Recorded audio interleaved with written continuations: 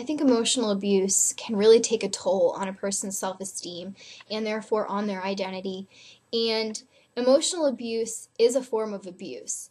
It is not a lesser form of abuse than sexual or physical abuse. It's just different.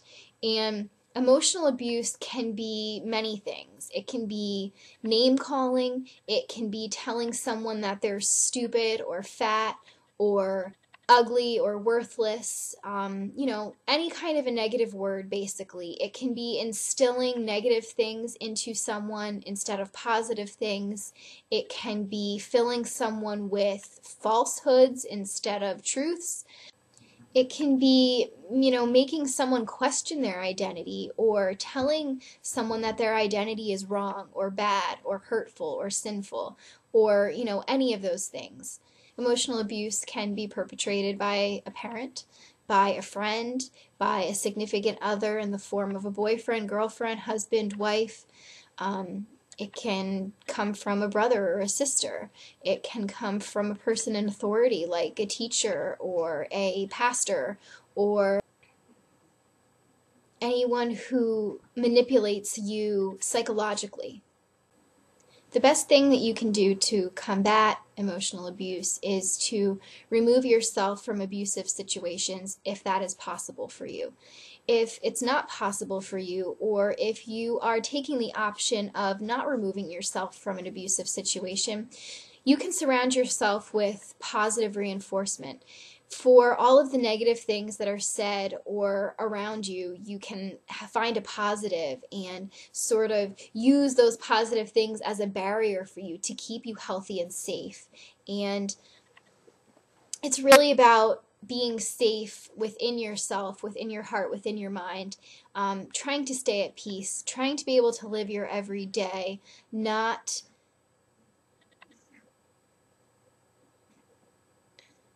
feeling like the emotional abuse says it all about you and your identity. You are your identity. You are the one that has the say in your identity. No one else does. They may try to wedge themselves in there. They may try to get under your skin and change you into something that you don't want to be, or make you forget who you really are, or try to convince you that who you really are is bad, but it doesn't have to be that way. I've talked before on my blog and in a couple of different videos about discovering who you are and what you are. And one of the ways I've talked about doing that is to validate yourself. It can be very easy to validate other people, to let them know that what they're feeling is normal or important or recognized. A lot of people with eating disorders really seek validation from others, and they feel like they need it to cope, or they might seek it. It's as though their own opinions aren't valid enough. They put everyone else's standards above their own, or other people's opinions above their own. And sometimes, and I know, I did this as well in my own past, we seek to be what we think will bring us praise from others or make other people happy. Being a people pleaser, which is something I've talked about before in other videos. Many of us do really great things and then think, hey, I did a pretty good job, then automatically think our own thoughts of validation are not good enough. And accomplishing things can be tough when you constantly look for validation from others. So remember, it matters most what you think and how you feel. And even though all of that other external stuff may keep happening and being said, and there won't be anything you can do about it, at least you can tell yourself good things and fill yourself with positive reinforcement to sort of try to push that stuff out of the way as much as you possibly can. Because if you already have other enemies, why would you want to create an enemy in yourself? It sounds easy enough, but sometimes it's just about remembering it and then doing it. A lot of the time when there's a crisis or there's an incident or there's something happening to us, we just have very little room to think.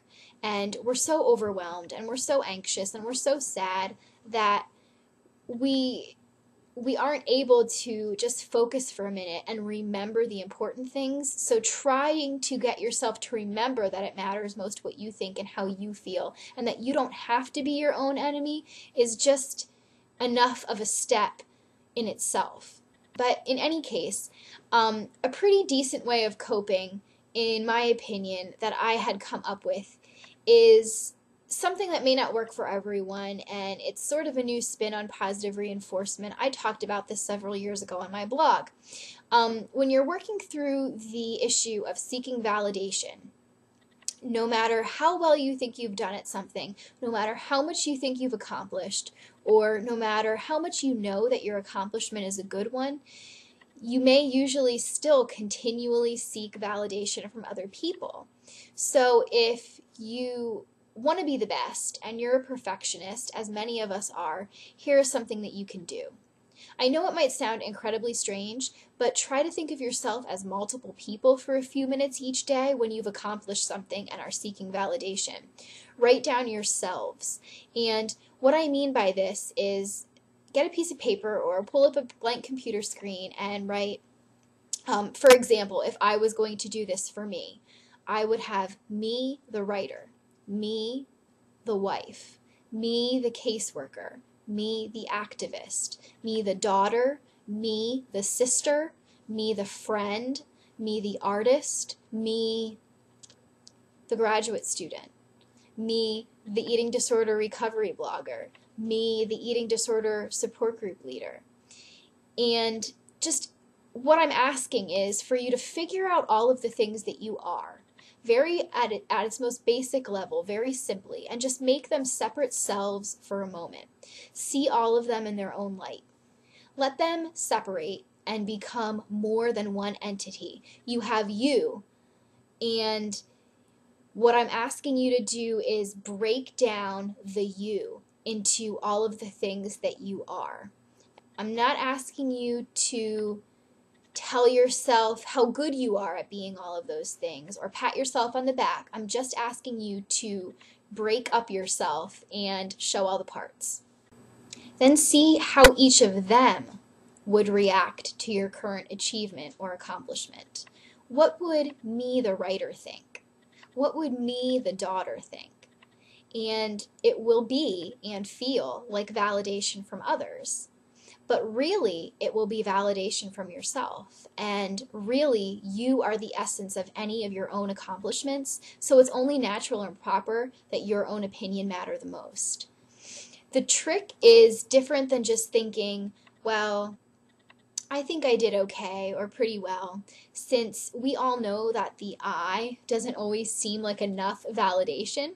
So by making the I multiple people, you can feel better in certain cases, and at the very least, it's a great exercise to practice now and then because you're going to start to feel more and more appreciative of your own thoughts and more accepting of your own thoughts and opinions. And self-validation is never a bad thing. I think another important thing to remember is that you don't deserve emotional abuse. Even if you have been made to feel that you deserve the things that are said to you, it's not true. No one deserves to be abused. No matter what you've done, no one deserves to be abused.